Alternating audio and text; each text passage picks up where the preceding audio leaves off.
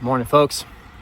Hebrews 12:1 is one of my favorite Bible verses. And this morning, I got emailed that verse.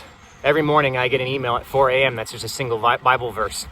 And oftentimes God speaks to me through those. And I ask him before I open them up, speak to me, tell me what you want me to do, guide me. And he put it on my heart to share this today because he showed me something that I hadn't seen before that really got me excited. So now I'm on a bike ride on the beautiful Zim Smith Trail, which they just paved, which looks gorgeous. And so I'm going to share it. So Hebrews 12:1. Therefore, since we are surrounded by such a great cloud of witnesses, let us throw off anything that hinders and the sin that so easily entangles, and let us run with perseverance the race marked out for us, keeping our eyes on Jesus, the author and perfecter of faith, who for the joy set before him endured the cross, scorning its shame, and now sits at the right hand of the throne of God. Consider him who endured all things so that you will not grow weary and lose heart. Bam! Oh, I love that verse. That's my life verse. I love it not only because I like to race, but because, I mean, it speaks to me on so many different levels. But today, God spoke to me and said, okay, well, you need to dig a little deeper. And I think it's important anytime you take a single verse out of context, you got to take a look at it and ask, well, what's the bigger picture? What's God trying to tell me through this? So I opened up the Bible and I dig a little digging.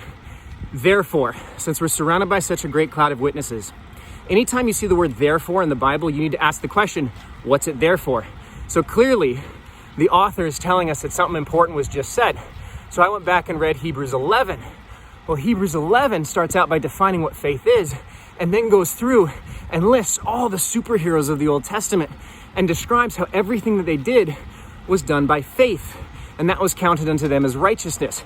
Abraham, Isaac, Joseph, Joshua, Moses, all these superheroes were normal, everyday humans that did things by faith.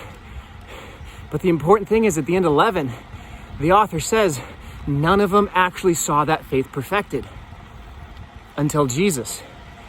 And that's why that verse where it says, keep your eyes on Jesus, the author and perfecter of faith, is so important. The whole Old Testament, it all points to Jesus. So all of those Old Testament people were doing what they were doing based on the faith of God. And the fulfillment of their faith is found in Jesus. So that opening verse saying, therefore, since we're surrounded by such a great cloud of witnesses, I used to think that those witnesses were my peers here, now. No, the witnesses are Moses and Abraham and these awesome heroes that did really cool things by faith.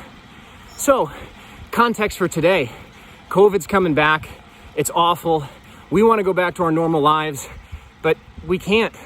And I don't know what the new normal is going to be, and it's very easy to get depressed. So for the Christ follower, for the Christian, put your eyes on Jesus. Look at the heroes that are watching, the witnesses.